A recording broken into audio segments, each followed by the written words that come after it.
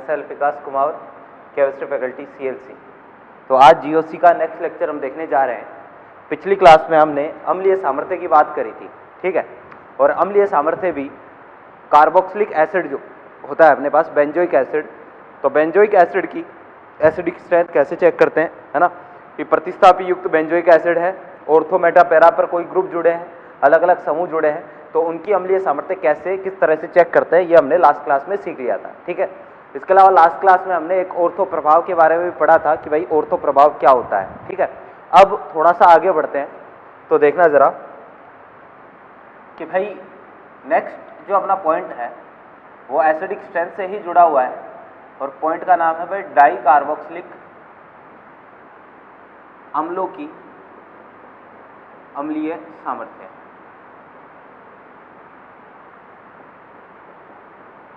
Last class में मैंने आपको मॉड्यूल के क्वेश्चन भी टिक करवाए थे, उम्मीद करते हैं आपने कर लिए होंगे। तो नेक्स्ट अपना पॉइंट है भाई डाई कार्बोक्सिलिक अम्लों की अम्लीय सामर्थ्य। तो देखना जरा, डाई कार्बोक्सिलिक एसिड जो है वो कौन से होते हैं, जिनमें 2 COOH ग्रुप होते हैं, तो उनको क्या बोलते हैं, डाई कार्बोक्सिलिक एसिड। एक नाम याद करने का मैंने तरीका आपको नोमेनक्लेचर में बता दिया था, और ये था भाई ओम्स गैप, ओम्स गैप, ठीक है। ये लास्ट क्लास में मैंने आपको बता दिया था, मतलब जब हमने नोमेनक्लेचर पढ़ा था तब भी मैंने इसकी चर्चा करी थी। नाम याद रखने के लिए, कॉमन नेम याद रखने के लिए, O का मतलब होता है भाई ऑक्जेलिक एसिड, M का मतलब होता है मेलोनिक एसिड, S का मतलब होता है भाई सक्सिनिक एसिड, G का मतलब होता है भाई ग्लूटेरिक एसिड, A का मतलब होता है एडिपिक एसिड, और P का मतलब होता है भाई पिमेलिक एसिड, ठीक है। तो ये अपने पास जो है वो टोटल 6 तरीके के एसिड है।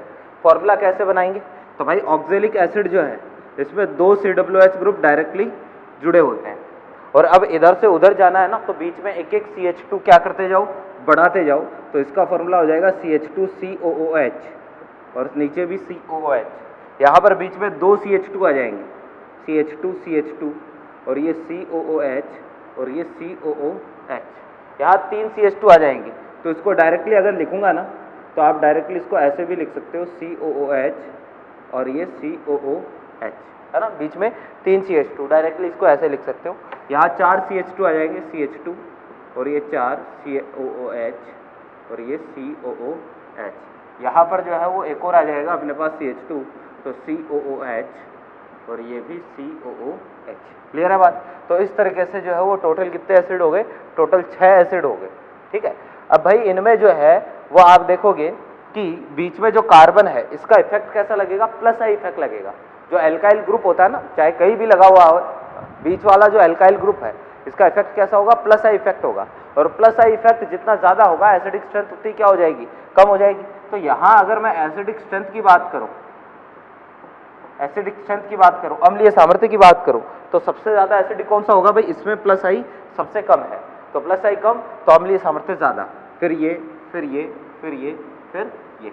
तो भाई इस तरीके से यहाँ पर आपको कुछ एसिडिक स्ट्रेंथ चेक करनी है। क्लियर बात। तो मेरे ख्याल से भाई एसिडिक स्ट्रेंथ में आपको कोई दिक्कत नहीं होगी। अगर फिर भी कोई डाउट रह जाए एसिडिक स्ट्रेंथ में कहीं भी, तो आप मेरे को कांटेक्ट करें, ठीक है। हम आपका डाउट सॉल्व करने की पूरी कोशिश करेंगे। नेक्स्ट अपन आगे बात करते हैं, तो देखना जरा,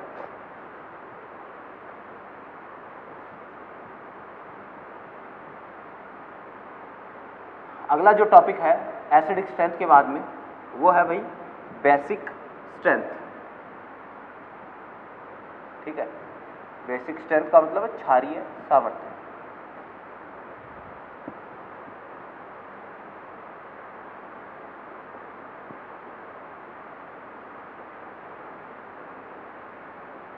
क्षारीय सामर्थ्य, ठीक है, बेसिक स्ट्रेंथ।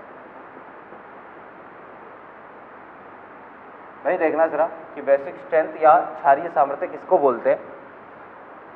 तो हमने पहले जब एसिडिक स्ट्रेंथ मैंने आपको बताई थी, तो तभी मैंने आपको बेस के बारे में भी, बेस की डेफिनेशन भी बताई थी कि भाई बेस क्या होता है। जैसे एसिड के बारे में बोलते हैं कि H+ देने वाले ऐसे सब्सटेंस जो H+ रिलीज करते हैं, जो प्रोटॉन रिलीज करते हैं, वो तो एसिड होते हैं, ठीक है। और बेस के बारे में क्या कहा था, जो प्रोटॉन एक्सेप्ट करेंगे उनको क्या बोलेंगे, बेस बोलेंगे। क्लियर है बात? तो एसिड और बेस दोनों एक दूसरे के अपोजिट है, तो स्पीसीज या वे प्रजातियां जो H+ ग्रहण कर सकती है क्षार कहलाती है। ठीक है, क्षार कहलाती है। तो भाई ऐसी प्रजातियां जो H+ ग्रहण कर सकती है उनको क्या बोलते हैं? क्षार बोलते हैं। कोई भी ऐसी स्पीसीज हो सकती है जो H+ ग्रहण करती हो, उनको क्या बोलेंगे अपन? उनको क्षार बोलेंगे। क्लियर है बात? तो अब देखना जरा कि वे प्रजातियां जो H+ ग्रहण कर सकती है क्षार कहलाती है। और भाई क्षार में भी आपको क्या ध्यान में रखना है? अब देखिए जरा कि दो चीजें अपने पास, H+ ग्रहण कैसे करेगी हमें ये सीखना है ना।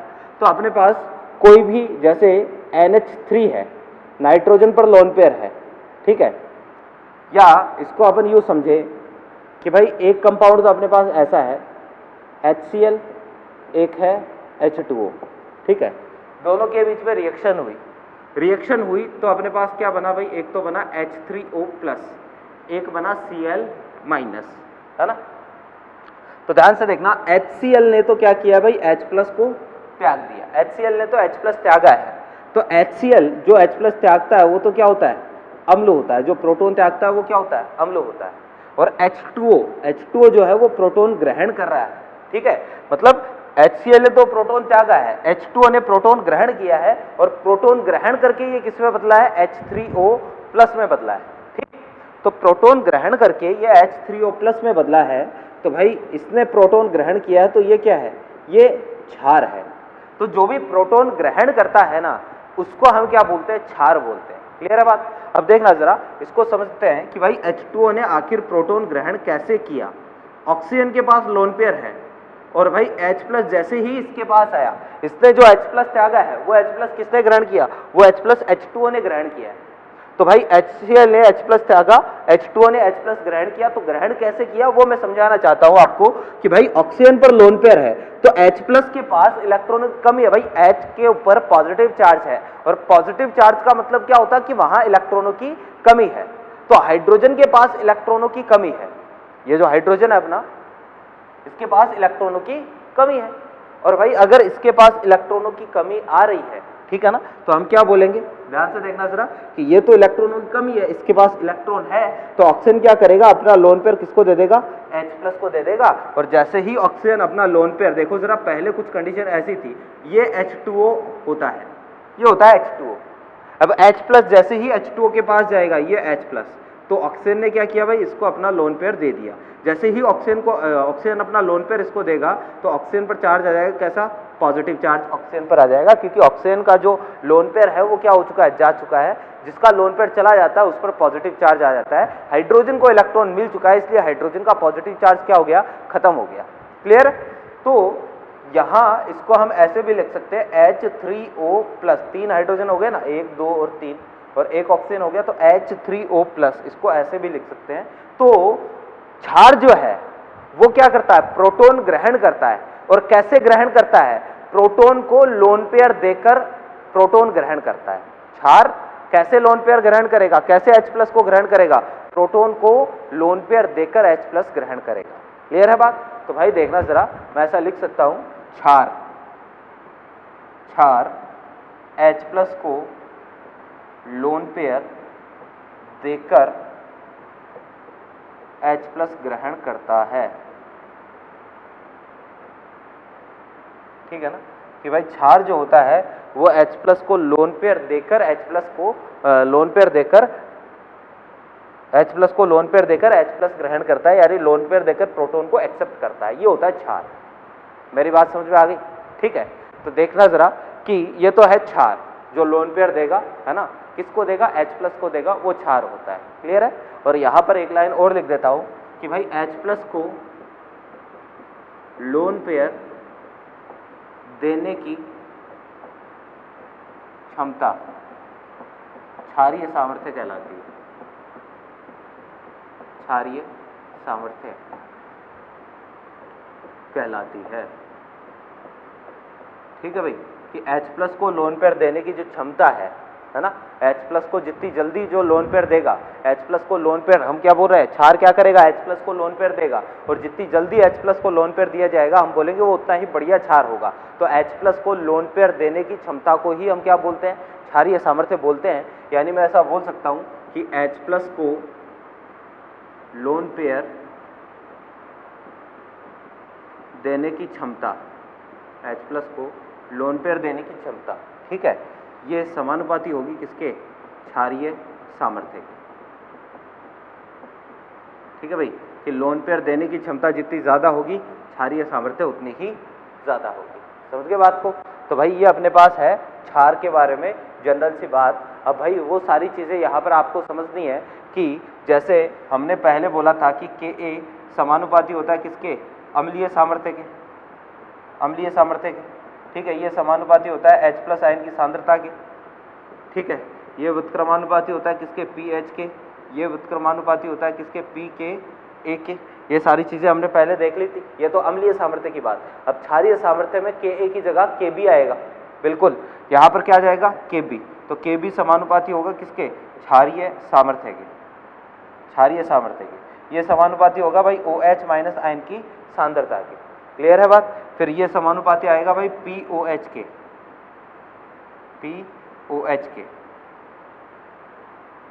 ठीक है, ये समानुपाती आएगा भाई किसके, PKB के, मतलब व्युत्क्रमानुपाती आएगा PKB के, व्युत्क्रमानुपाती आएगा POH के। जिस क्षार की POH जितनी ज्यादा होगी वो उतना ही दुर्बल क्षार होगा, ठीक है, POH कम होगी वो उतना ही प्रबल क्षार होगा। क्लियर है बात। और आप ये भी बोल सकते हो कि क्षारीय सामर्थ्य pH के समानुपाती होगी, क्षारीय सामर्थ्य pH के समानुपाती होगी। जिसकी pH जितनी ज्यादा होगी क्षारीय सामर्थ्य उतनी ज्यादा होगी। जैसे एक की pH 14 है, एक की pH जो है वो 8 है, तो pH 14 वाला ज्यादा क्षारीय होगा। क्लियर है बात। तो भाई ये आपको ध्यान में रखना है, क्योंकि अगर आपने क्षारीय सामर्थ्य का क्रम निकाल लिया ना तो आपको ये सारे क्रम पूछ सकता है, आपको Kb के क्रम पूछ सकता है कि क्षारीय सामर्थ्य का क्रम ये है, या अगर आपको डायरेक्टली किसी क्वेश्चन में Kb का ही क्रम पूछ ले तो वहां पर क्या करना है, आपको पहले क्षारीय सामर्थ्य का क्रम निकालना है। और भाई क्षारीय सामर्थ्य का क्रम आ गया तो Kb का क्रम आ जाएगा, ऐसे ही OH माइनस का क्रम आ जाएगा, POH का क्रम आ जाएगा, PKB का क्रम आ जाएगा, सारे क्रम आ सकते हैं। क्लियर है बात।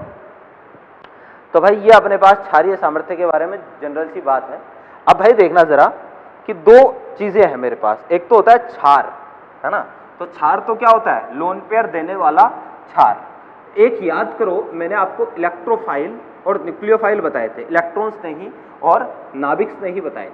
अब इनमें क्या अंतर होता है ये भी हमें समझना है। ध्यान से एक बार मैं रिवाइज करवा देता हूं ताकि पहले की चीजें याद आ जाए, ठीक है, देखना जरा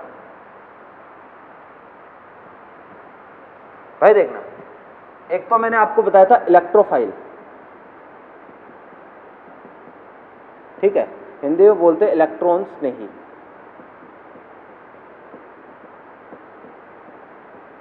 ठीक है, एक होता है न्यूक्लियोफाइल, हिंदी में बोलते नाभिक स्नेही, ठीक है। तो एक तो होता है इलेक्ट्रोफाइल, एक होता है न्यूक्लियोफाइल। अब इनमें क्या डिफरेंस है, तो पहले मैंने बताया था इलेक्ट्रोफाइल इलेक्ट्रॉन से स्नेह करने वाला, इसको प्रदर्शित कैसे करते हैं, इसको E+ से प्रदर्शित करते हैं, इसको Nu- से प्रदर्शित करते हैं, ठीक है। तो भाई ये जो है ये इलेक्ट्रॉन ग्रहण करेगा, क्या करेगा, इलेक्ट्रॉन ग्रहण करने वाली प्रजातियां, ठीक है, इलेक्ट्रॉन ग्रहण करने वाली जितनी भी प्रजातियां हैं वो सारी की सारी क्या होगी, इलेक्ट्रोफाइल होगी। न्यूक्लियोफाइल की बात करते हैं, तो यहां पर मैंने आपको क्या बताया था, नाभिक से स्नेह रखने वाला, यानी नाभिक पर पॉजिटिव चार्ज होता है तो पॉजिटिव चार्ज को इलेक्ट्रॉन देने वाले जो है वो नाभिक स्नेही होते हैं। तो इसका उल्टा, ये इलेक्ट्रॉन त्यागने वाली प्रजातियां होती हैं, त्यागने वाली या इलेक्ट्रॉन दान करने वाली प्रजातियां होती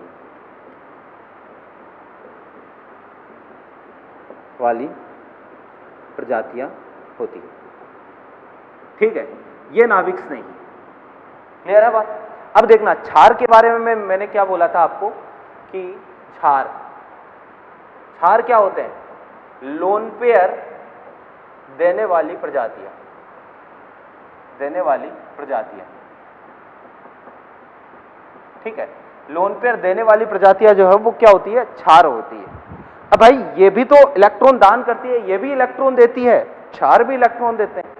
मैंने आपको एक चीज बताई थी क्षार की डेफिनेशन में, या आपने 10th क्लास में पढ़ी होगी कि भाई जितने भी अपने पास, या मैंने न्यूक्लियोफाइल में भी आपको बताया था कि सभी न्यूक्लियोफाइल जो है, जितने भी न्यूक्लियोफाइल है वो सारे के सारे लुईस क्षार होते हैं।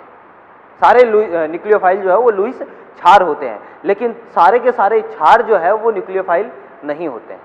या आप इसको लाइन को जो है वो समझने की कोशिश करना, सभी, मैं लिख देता हूं, सभी न्यूक्लियोफाइल लुईस क्षार होते हैं।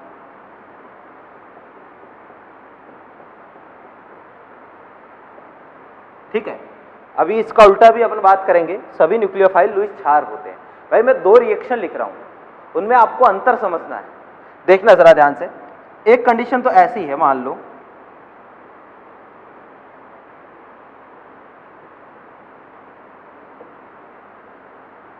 एक तो ये रिएक्शन है, ध्यान से देखना जरा कि भाई R R R और ये कार्बन है, ये हेलोजन है, हेलोजन की विद्युत ऋणता ज्यादा है, तो हेलोजन जो है वो क्या करेगा, बंद के इलेक्ट्रॉनों को अपनी ओर खींचेगा, तो हेलोजन पर चार्ज पार्शियली नेगेटिव, इस कार्बन पर चार्ज कैसा आएगा, पार्शियली पॉजिटिव।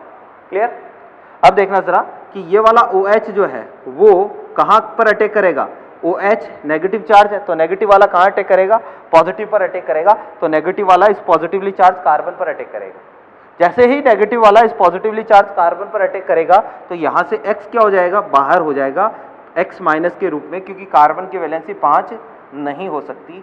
एक तो अपने पास कंपाउंड बनेगा OH और साथ में X माइनस। एक तो कंडीशन ये है, यहां OH माइनस जो है वो इस पार्शियली पॉजिटिव चार्ज कार्बन को, जो धनावेशित कार्बन है ना, इसको क्या कर रहा है, लोन पेयर दे रहा है। ठीक है, OH धनावेशित कार्बन को लोन पेयर दे रहा है।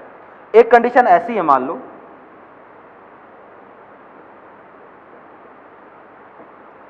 यहां पर भी क्लोरीन की इलेक्ट्रोनेगेटिविटी ज्यादा है, तो क्लोरीन पर पार्शियली नेगेटिव, इस पर धनावेश, तो ये वाला OH कहां अटैक करेगा, धनावेश पर अटैक करेगा, हाइड्रोजन पर अटैक करेगा।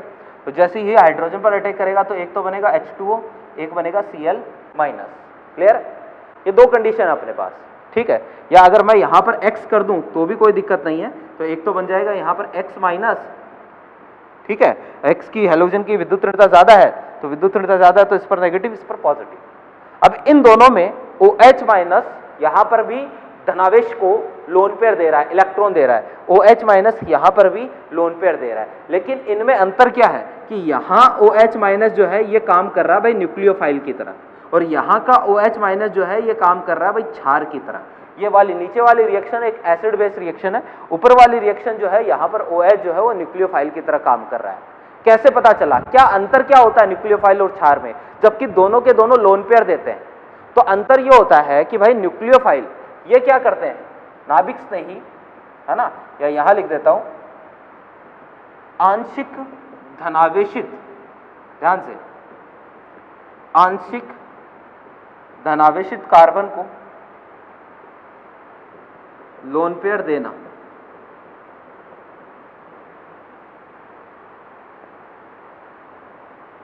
लोन पेयर देने वाली प्रजातियां। ठीक है, आंशिक धनावेशित कार्बन को लोन पेयर देने वाली प्रजातियां जो है वो क्या कहलाती है भाई, न्यूक्लियोफाइल कहलाती है, ये तो एक पॉइंट कि आंशिक धनावेशित कार्बन को लोन पेयर देने वाली प्रजातियां न्यूक्लियोफाइल कहलाती है, और यहां पर लोन पेयर दिया जा रहा है आंशिक धनावेशित H+ को। तो यहां लिख देता हूं कि भाई आंशिक धनावेशित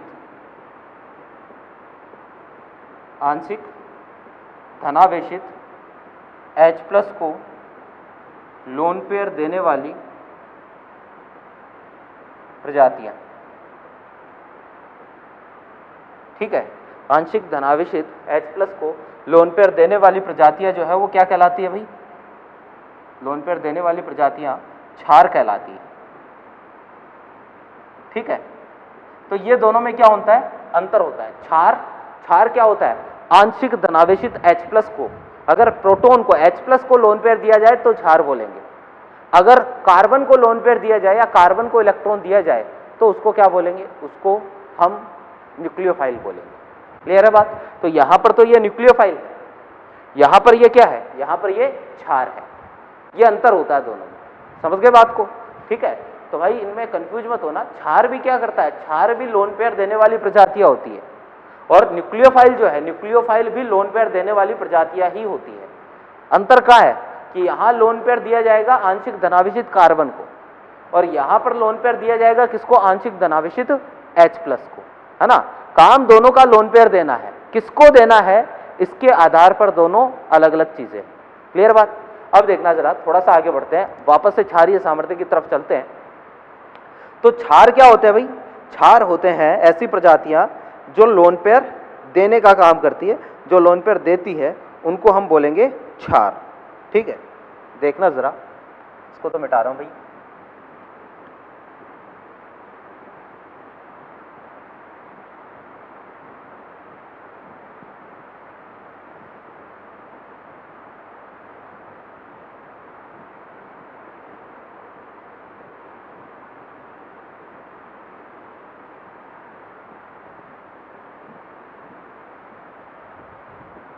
देखें जरा,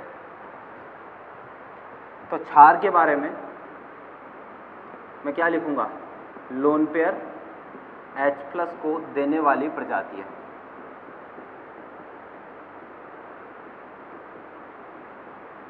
क्लियर है बात? अब क्षारीय सामर्थ्य क्या होती है? तो क्षारीय सामर्थ्य, ये अभी मैंने लिखा, क्या लिखा भाई क्षारीय सामर्थ्य में, लोन पेयर H+ को देने की क्षमता, देने की क्षमता। ठीक है, कि भाई लोन पेयर H+ आयन को देने की क्षमता को ही हम क्या बोलते हैं, क्षारीय सामर्थ्य बोलेंगे। जितनी ज्यादा लोन पेयर देने की क्षमता होगी, क्षारीय सामर्थ्य भी उतनी ही ज्यादा होगी। क्लियर है बात? अब अपनी हेडिंग जो है वो है भाई क्षारीय सामर्थ्य को प्रभावित करने वाले कारक। क्षारीय सामर्थ्य को प्रभावित करने वाले कारक। ठीक है, कि भाई ऐसे कौन कौन से कारक है।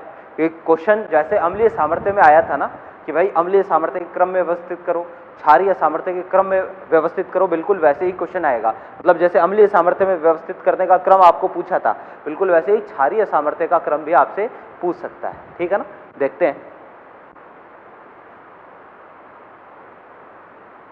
तो देखें, क्षारीय सामर्थ्य को प्रभावित करने वाले कारक, सबसे पहला कारक जो है वो है भाई विद्युत ऋणता।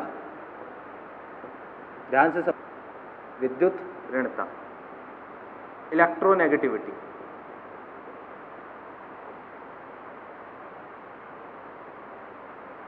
ठीक है भाई, विद्युत ऋणता क्या होती है समझने की कोशिश करना। देखो, क्षार क्या है, विद्युत ऋणता क्या है, दोनों में आप अपने आप रिलेशन बना लोगे। क्षार क्या होते हैं, क्षार होते हैं ऐसी प्रजातियां जो लोन पेयर देती है, जो इलेक्ट्रॉन देती है, उनको तो क्षार बोलते हैं। विद्युत ऋणता क्या होती है, इलेक्ट्रॉनों को अपनी ओर आकर्षित करने की क्षमता, इलेक्ट्रॉनों को अपनी ओर आकर्षित करने की क्षमता, तो इसको बोलते हैं विद्युत ऋणता। दोनों क्या है, अलग अलग है, दोनों एक दूसरे के अपोजिट है। क्षार तो होते हैं भाई लोन पेयर को अपनी ओर आकर्षित करने की क्षमता, विद्युत ऋणता होती है, सॉरी, क्षार तो होते हैं लोन पेयर देने की क्षमता, विद्युत ऋणता होती है इलेक्ट्रॉनों को अपनी ओर आकर्षित करने की क्षमता। तो दोनों चीजें क्या है, अलग अलग है। और भाई दोनों चीजें अगर अलग अलग है, ठीक है, तो मैं क्या बोलूंगा, देखना जरा, विद्युत ऋणता के साथ कैसा रिलेशन आ जाएगा। मैं ऐसा बोलूंगा कि भाई क्षारीय सामर्थ्य ये समानुपाती हो जाएगी भाई 1/, इलेक्ट्रोनेगेटिविटी, कि अगर इलेक्ट्रोनेगेटिव, क्योंकि दोनों एक दूसरे की अपोजिट चल रही है ना।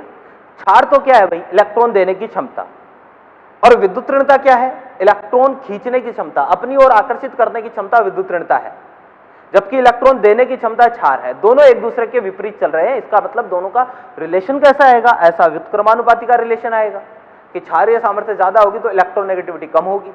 क्लियर है बात? तो भाई यही है, क्षारीय सामर्थ्य और विद्युत ऋणता दोनों में एक दूसरे के अपोजिट का रिलेशन आ रहा है। यानी अगर विद्युत ऋणता ज्यादा होगी तो क्षारीय सामर्थ्य कम होगी। फॉर एग्जाम्पल के लिए इसको समझना कि भाई मेरे पास 3-4 प्रजातियां हैं, CH3-, NH2-, OH-, F-, ठीक है।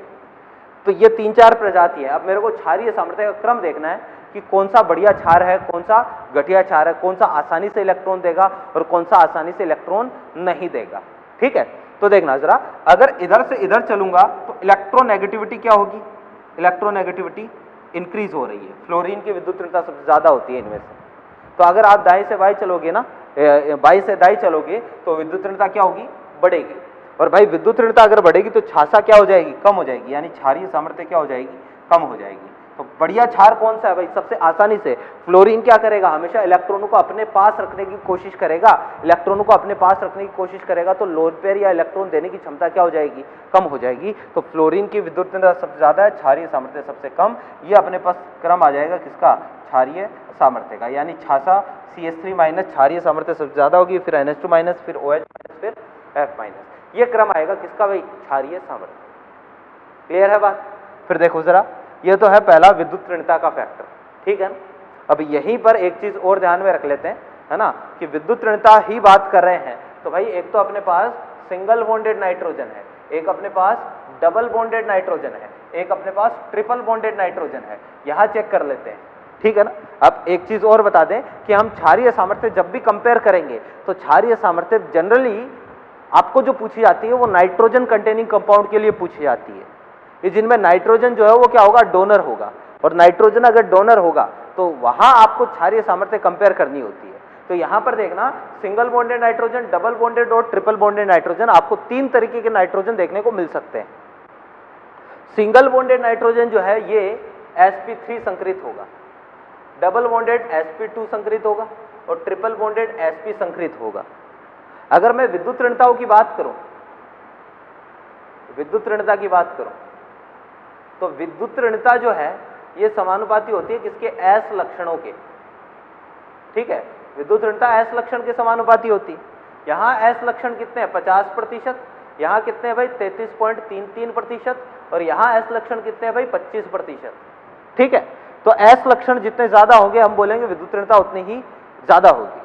ठीक, तो यहाँ S लक्षण ज्यादा किसमें, इसमें। तो अगर मैं इलेक्ट्रोनेगेटिविटी का ऑर्डर देखूं तो विद्युत ऋणता सबसे ज्यादा किसकी होगी, triple bonded nitrogen, double bonded और सिंगल बॉन्डेड की विद्युत ऋणता सबसे कम हो जाएगी। तो सिंगल बॉन्डेड नाइट्रोजन जो है उसकी विद्युत ऋणता सबसे कम होगी। क्लियर है बात।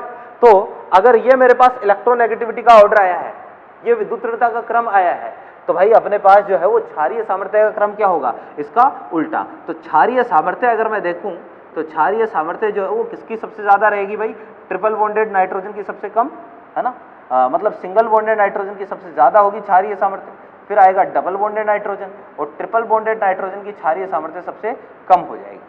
ठीक है, ये एक और फैक्टर है। यहां पर भी बेसिकली विद्युत ऋणता वाला ही कंसेप्ट लग रहा है। ठीक, ऐसा ही आप कार्बन में भी सोच सकते हो कि भाई एक तो मेरे पास सिंगल बॉन्डेड कार्बन है, सेम टू सेम एग्जांपल, है ना, एक मेरे पास जो है वो डबल बॉन्डेड कार्बन है और एक मेरे पास जो है वो ट्रिपल बॉन्डेड कार्बन है। ठीक है ना, ये वाला जो है वो कैसा होगा, sp3 संकरित, ये वाला sp2 संकरित और ये वाला sp संकरित।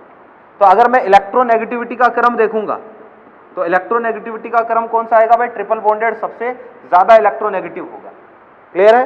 तो अगर क्षारीय सामर्थ्य का क्रम देखना हो तो क्षारीय सामर्थ्य का क्रम इसका क्या आएगा, अपोजिट आएगा, ये क्षारीय सामर्थ्य का क्रम होगा। ठीक है, तो ये पहला फैक्टर है जो क्षारीय सामर्थ्य को क्या करता है, प्रभावित करता है। अगला जो फैक्टर है वो है आकार, साइज। इसको भी ध्यान से पढ़ेंगे, देखना जरा।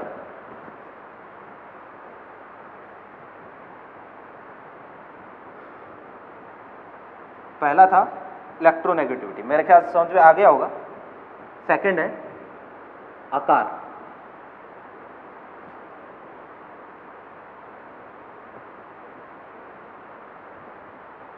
देखिए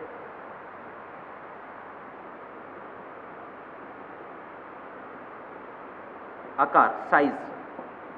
भाई देखो जरा कि आकार कैसे क्षारीय सामर्थ्य को प्रभावित करता है, ये हमें सीखना है। तो आकार जो होता है इसको मैं डायरेक्टली आपको एग्जांपल से समझाने की कोशिश करता हूं। देखना जरा भाई, एक तो fluorine F minus, Cl minus, Br minus, I minus.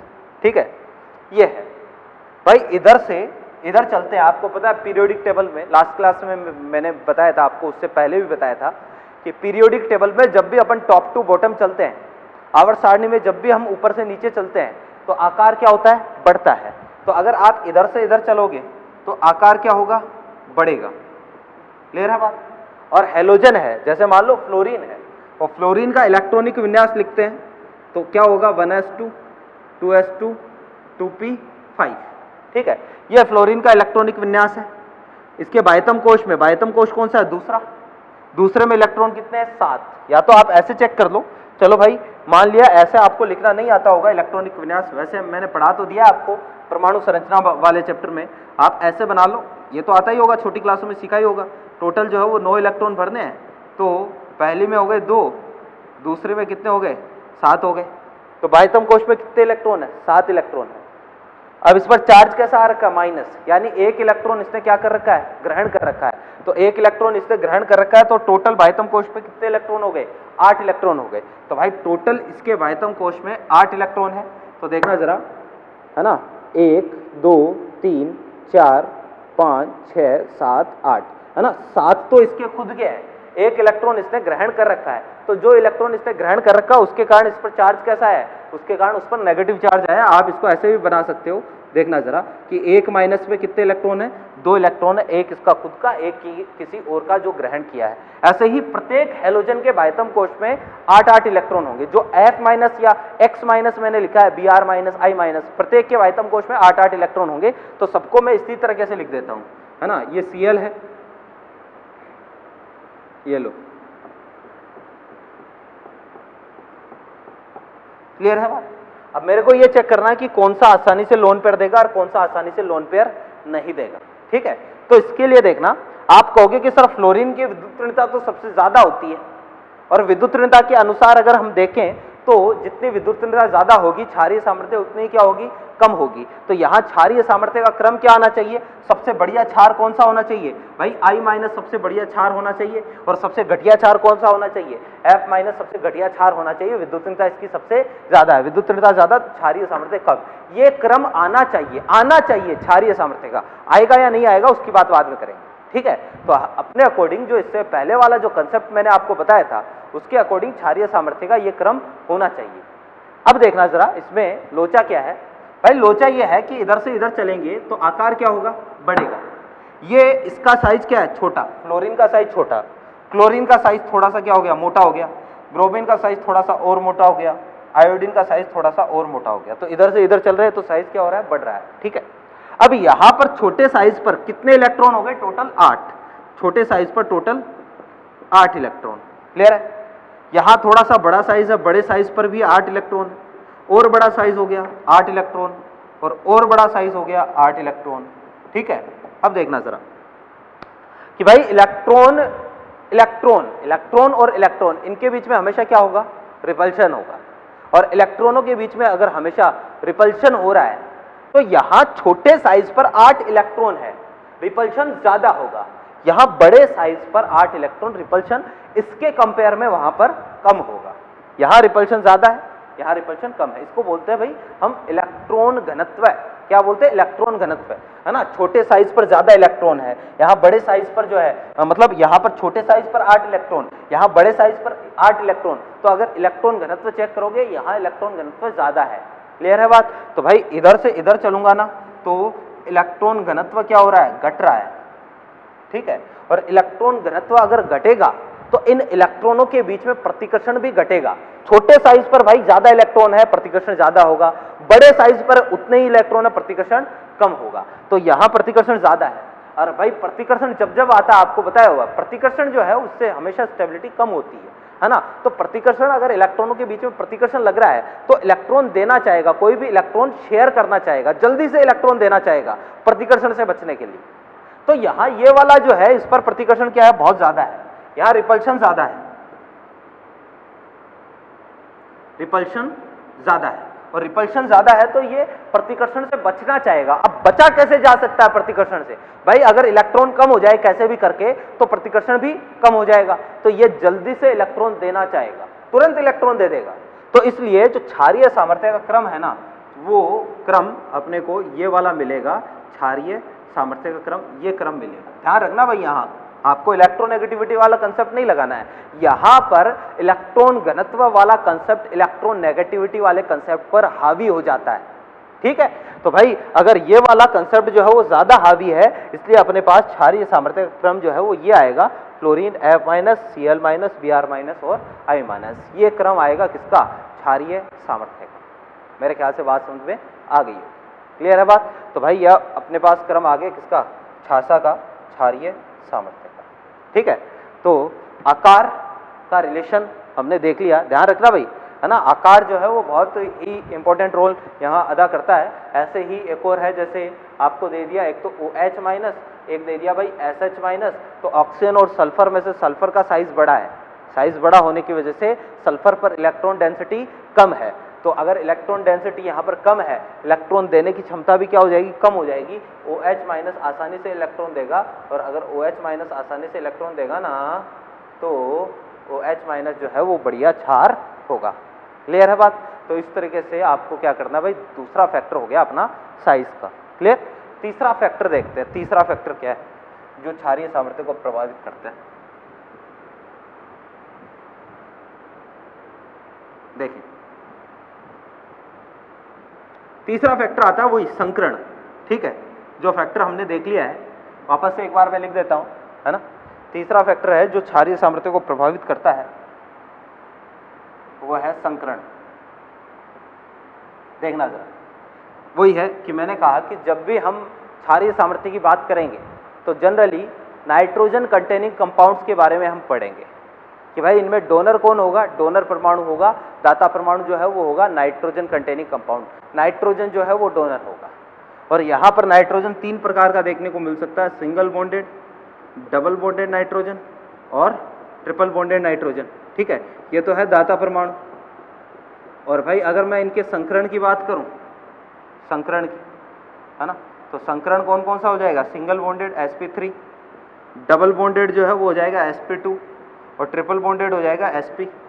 ठीक है, तो अगर इलेक्ट्रोनेगेटिविटी की बात करें, इलेक्ट्रोनेगेटिविटी, तो इलेक्ट्रोनेगेटिविटी सबसे ज़्यादा किसकी होगी? sp की, और सबसे कम किसकी होगी? sp3 की। ट्रिपल बॉन्डेड नाइट्रोजन की इलेक्ट्रोनेगेटिविटी ज़्यादा, इलेक्ट्रोनेगेटिविटी ज़्यादा तो बंध के इलेक्ट्रॉनों को अपनी ओर आकर्षित करने की क्षमता भी क्या होगी? ज़्यादा होगी। और ये वाला अगर अपनी ओर आकर्षित करने की क्षमता ज़्यादा रखता है, तो छासा का क्रम क्या आएगा? इसका उल्टा आएगा, है ना। सबसे बढ़िया क्षार कौन सा? सिंगल बॉन्डेड नाइट्रोजन, फिर डबल बॉन्डेड, और फिर ट्रिपल बॉन्डेड नाइट्रोजन। ये अपने पास क्षारीय सामर्थ्य का क्रम आएगा। क्लियर है बात? तो छोटा सा पॉइंट है संकरण, पहले हमने डिस्कस कर लिया है। अगले पॉइंट पर चलते हैं। चौथा पॉइंट जो है वो है भाई अनुनाद। ध्यान से समझना,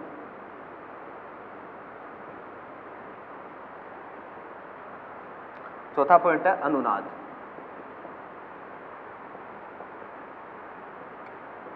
भाई देखना कि अनुनाद से क्षारीय सामर्थ्य किस तरीके से प्रभावित होगी। ठीक है भाई, 2 कंपाउंड बना रहा हूं, उनमें आपको क्या करना है? चेक करना है किसकी क्षारीय सामर्थ्य कम होगी, किसकी क्षारीय सामर्थ्य ज्यादा होगी। ठीक है, ये 2 कंपाउंड है। ठीक है, अब चेक करना है किसकी क्षारीय सामर्थ्य कम, किसकी ज्यादा। ठीक है भाई, क्षारीय सामर्थ्य होती क्या है? डेफिनेशन क्या है क्षारीय सामर्थ्य की?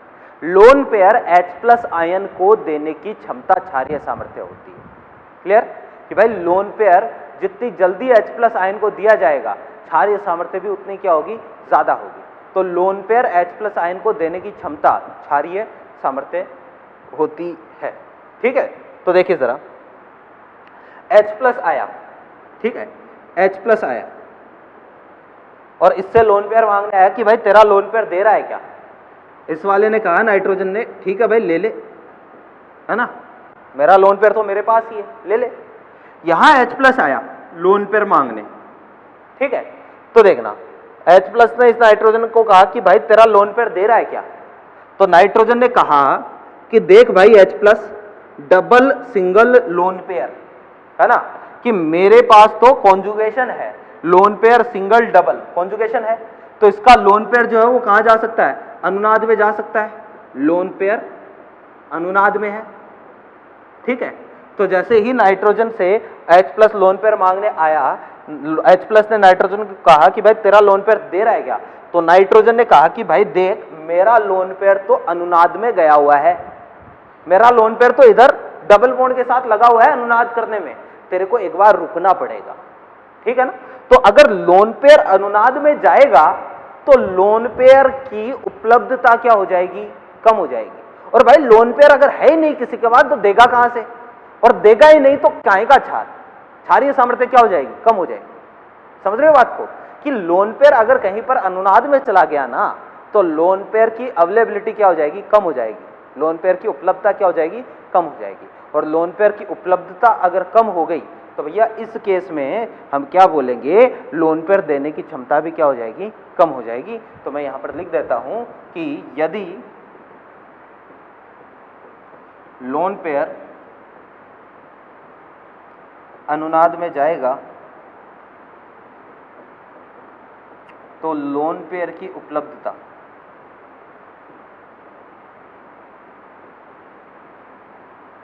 कम हो जाएगी, जिससे लोन पेयर देने की क्षमता बोलो क्या होगी, घटेगी या बढ़ेगी, घटेगी। अतः क्षारीय सामर्थ्य भी घटेगी। क्लियर है बात। तो भाई अगर इन दोनों में से क्षारीय सामर्थ्य की बात करें तो क्षारीय सामर्थ्य ज्यादा किसकी होगी, सेकंड की होगी।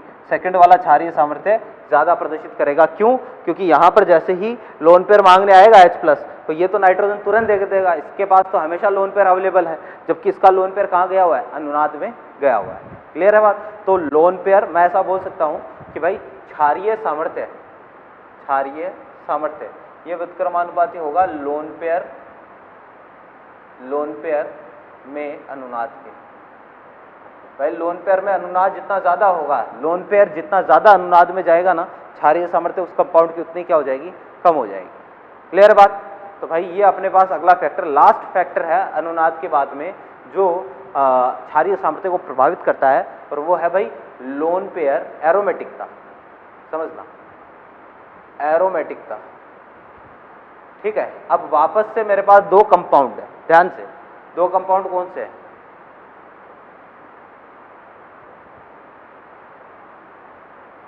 एक तो ये कंपाउंड है,